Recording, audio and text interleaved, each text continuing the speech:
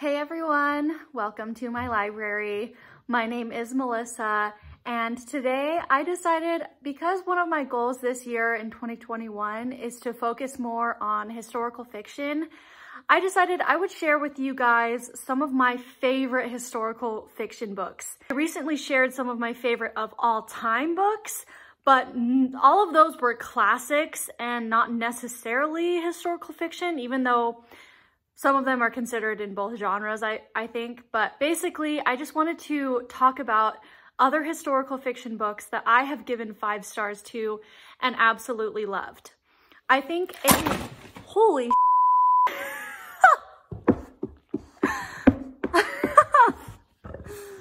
that was dramatic, wasn't it? I think a common misconception about historical fiction just in general is that it's all World War II books, which I do agree. There is a lot of World War II books and it's one of my favorites, so I don't mind that. But actually in this list that I'm featuring here, most of these books are not World War II books. So if you're looking for some recommendations outside of World War II, this is also a great video to watch. Basically for this video, I decided I would go chronologically according to when the books are set. So I'm going to start with I unfortunately don't have any favorites that are pre-Civil War. I really want to get more into that, and I'm currently reading Pillars of the Earth, which is set in medieval times, and really loving it. So I know there's going to be other books that I'm going to read in the future that will be pre-Civil War that I'm gonna love, hopefully. But just for this video, I'm starting with Civil War and then I'm gonna go from there.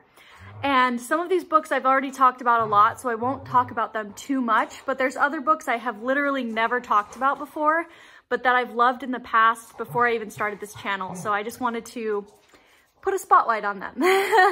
Okay, so the 2 Civil War historical fiction books I've already talked about a ton on my channel, so I won't focus on them too much.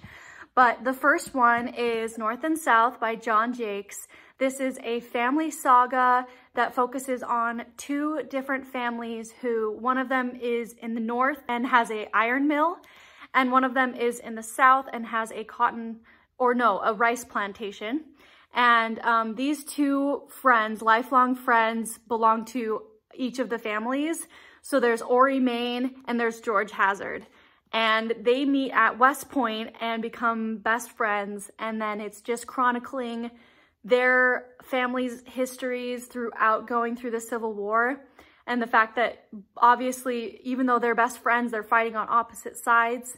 And I just loved this book. I gave it 5 stars. I've also read the second one. I didn't give that one, I think I gave that one 4 stars, but I still need to read the third one in the trilogy. But I love this book.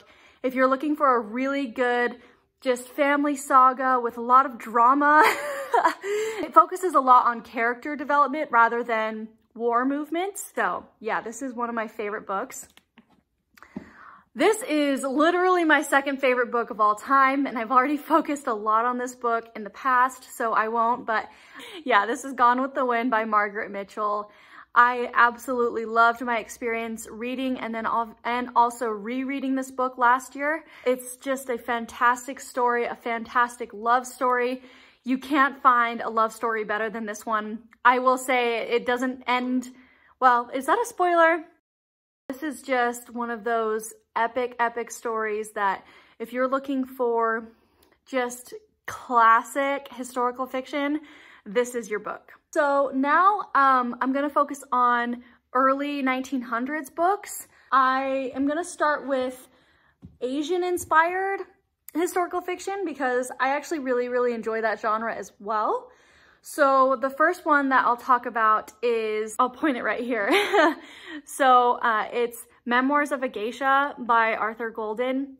I read this book in 2019 and just loved it. It was so good. So this it starts with following a young girl named Chayo, I'm not sure how to pronounce her name. It follows her as she is sent off to be an apprentice to a geisha and be raised as a geisha. And the thing that's unique about her is she has blue eyes and they're just captivating. And so everyone thinks she's just so beautiful. Her and her sister are both sold to geisha houses. She meets a chairman. His name is his character is the chairman. And he befriends her in one of her most lowest points in her life. He decides he's gonna watch over her. And so anyways, she grows up always like admiring the chairman from afar. And when she finally grows up to be a geisha, she is one of the most sought after geishas ever and becomes one of the most famous. And so anyways, it's all about that time in history in Japan and the dynamics that were involved. And also just the thing that I loved about this book was the writing was beautiful. The descriptions of settings and characters and dresses also was just so fascinating to me.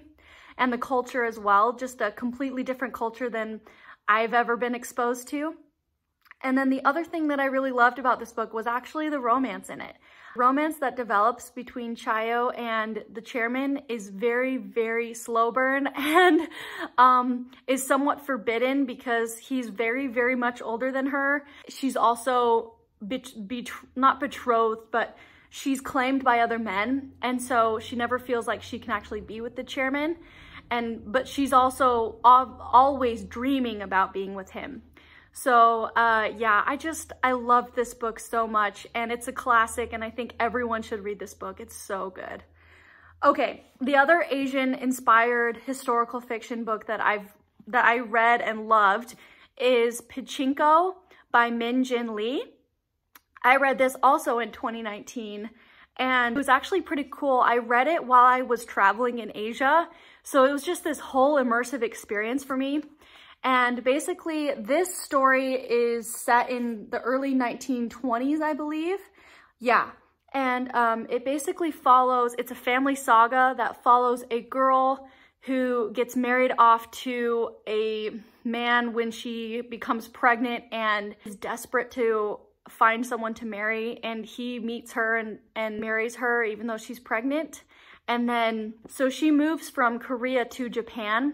And something I didn't know about that I learned about a lot in this book is actually the racism involved in that time for Koreans that were moving to Japan. It's actually really fascinating and something I didn't know about at all.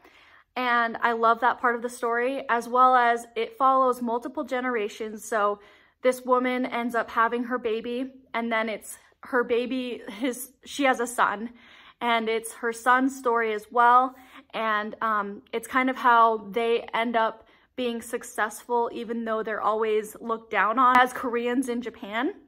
So that's kind of the whole story of it. It's a pretty long book. You guys can tell it's pretty damaged because I took it everywhere with me in Asia, so it was pretty fun. But yeah, I just love this story. It's somewhat tragic. I would say it's pretty sad. And there's a lot of thoughts on motherhood in this book as well that I thought were beautiful. And yeah, I just highly recommend this book. Some other early 1900s historical fiction is A Tree Grows in Brooklyn by Betty Smith. So this is an amazing American classic. This follows a girl named Francie Nolan who grows up in the slums of Brooklyn. Basically her relationship with her mother, as well as her trying to figure out her self-worth, I guess, in the neighborhood, as well as she deals with a lot of classism, and she ends up attending a school that's for richer girls and kind of gets bullied in a sense because of that. And it's just really fascinating and really, really good. If you're looking for a more middle grade historical fiction book, I will say there's some things that are touched upon here that I wouldn't recommend to young readers.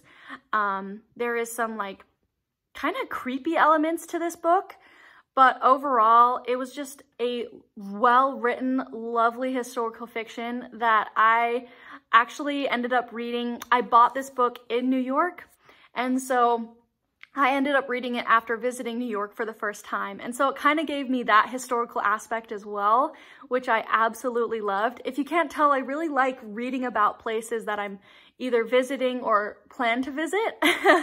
And so, yeah, so I read this book after I visited New York. And if you're looking for an American classic that focuses on American history, this is a great one. The next one is one that is shorter. So if you're looking for one that's less of a commitment, but will still pack a punch, this is The Light Between Oceans by M.L. Stedman. Yeah.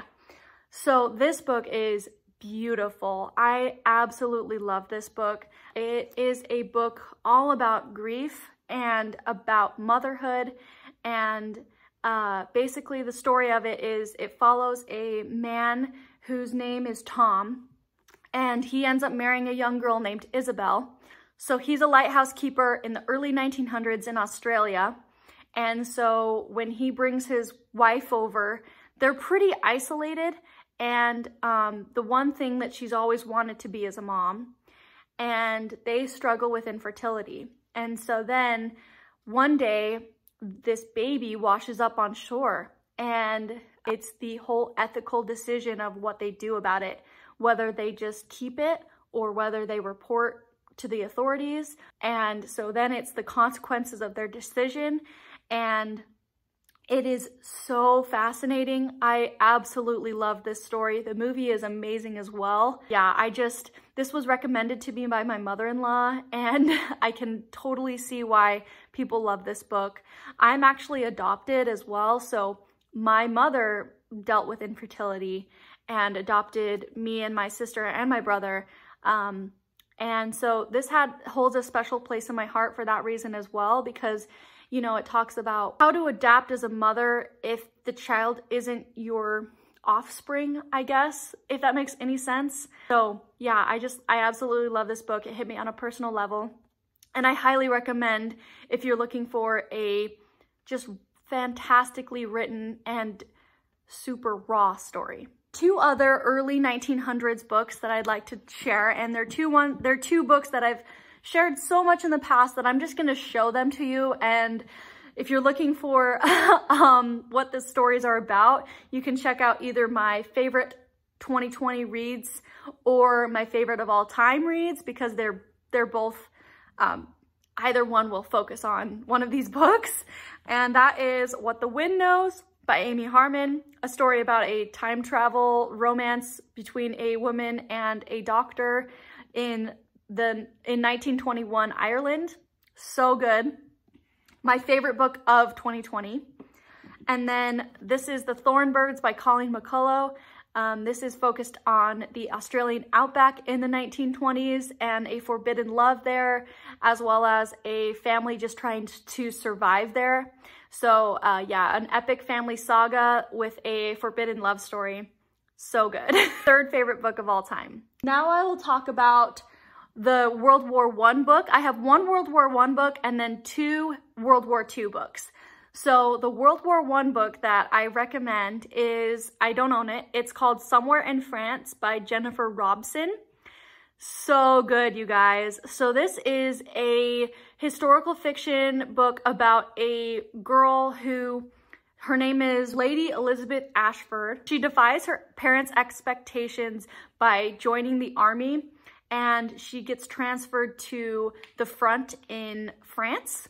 And so while she's there, she meets a Scottish surgeon whose name is Robert Fraser, and it's their love story, as well as just her kind of realizing what real life is, because she's kind of just been brought up as this society rich girl in London. And so, yeah, she gets transferred to France and sees the horrors of World War I, and also meets this love who isn't rich. And so it's kind of their battle, you know, her battle with coming to terms with that as well. And it was so good. It's a PS novel, if you guys know what that is. It's one of those like classic historical fiction printing books. I highly recommend. I still need to read the second in the series, but it's really good. The last two books I have to show you guys are two World War II books that I absolutely love. The first one is The Commandance Girl by Pam Jenoff. Wow, this book has stuck with me for so long. I loved it. This story follows a young girl named Emma, she's a Jew in Poland. She gets smuggled out of the ghetto in Poland because her husband was involved with the resistance there. And then he disappears, and she has to take on a new identity as a Catholic girl. And she gets put under the roof of her husband's cousin, who is Catholic. And so basically the story is that she ends up helping the resistance by talking to and somewhat seducing a commandant in the German army. So basically the story is her dealing with that, the ethical consequences of that. And then also she ends up befriending him and kind of caring for him. And so this book was just really eye-opening to the fact that everyone is human, and that, you know, even if you're on opposing sides, you can always kind of find a way to connect. And so it was just so, so good. I loved the writing in this book. I love Pam Jenoff's writing. I need to get to more of it. Yeah, this love story, I don't know if I would call it a love story because it's very one-sided and there's a power imbalance in play. But basically the friendship that looms over the course of this book is so interesting to read about. And one thing that I would say is it's kind of gross because she's 19 and he's like 40 something. So there's that, but for some reason, I just really enjoyed this story. There's a lot of moving pieces in this story because she's obviously a Jew, and so she's trying to get out of Poland as well, and you know, her maneuvering how to get out of Poland. And anyways, it was just really good. I love this. There's a prequel to this book as well as a sequel, so it's kind of like a trilogy. And the prequel talks about the commandant before this time, and then the sequel focuses on someone else in the story. So I need to get to both of those. I own The Diplomat's Wife. I think that's the second one in the series. And yeah, I need to get to it this year because I really enjoyed this book. The last book that I love, and I think everyone has probably read this book, and if you haven't, you need to, and that is The Nightingale by Kristen Hanna. I love this book so much. Kristen Hanna is so good at writing female friendship, female relationship characters and families. And so this focuses on two sisters it's in France and in Paris in World War II. And it focuses on one sister who's older and is a mother and is just trying to survive in the midst of the craziness that's happening in France. And then the sister of this woman is kind of a rebellious girl who just wants to fight, and she's a lot more ambitious, I guess. And so it's their conflicting ideals. It was just amazing, an amazing story. I love Kristen Hanna's writing. This was the first Kristen Hanna and only Kristen Hanna I've read so far. Firefly Lane is up on my list right now because of the new Netflix series coming out. So excited about that. So I need to get to that soon. But this is it says soon to be a major motion picture. I'm still waiting for it. If you guys are excited about that one too, I mean, I feel like I see a lot of these stickers that say that, and then it's it just sizzles out. But I really hope this is made into a movie. It would be an amazing movie. This book is also really fast paced, and especially the ending was just I was just needing to turn the page because it was so good. So yeah, this is one of my favorite World War II historical fiction books. So yeah, guys, that is all of my favorite, I mean, it's not all of them, but it's a good recommendation list for you guys. If you guys are looking for some historical fiction recommendations, I'll hold them up here. Yeah, all from different time periods, not just World War II. I hope you guys enjoyed this video. Please let me know what some of your guys' favorite historical fiction books are. I would love to know that. I'm always looking to add more to my TBR, especially historical fiction right now. I'm actually focusing on, in February, instead of focusing on romance, which I think is kind of, you know, counterintuitive, I guess, I really want to focus more on historical fiction. So I'm reading this book here, All the Light We Cannot See, in February on my Buddy Reads Discord. I'm reading it with Victoria from A Musical Bookworm. And yeah, I would love to have you guys join us if you haven't read that book or if you want to reread it. Oh, I'm so excited. I know it's a classic and I know, you know, I'm one of the few that, I feel like I'm one of the few that just hasn't read it. So yeah, if you're interested in reading that book, I am going to read that book in February with Victoria. And we're going to have a live show as well at the end of the month to discuss it. So it should be way fun. And then I plan on some other historical fiction reads coming up in February. So I'll let you guys know that in my February TBR. I'll keep it a secret until then. But anyways, with all that being said, please like and comment. I reply to every single comment. And please subscribe if you want to see more from me. And I will see you guys in another video. Bye!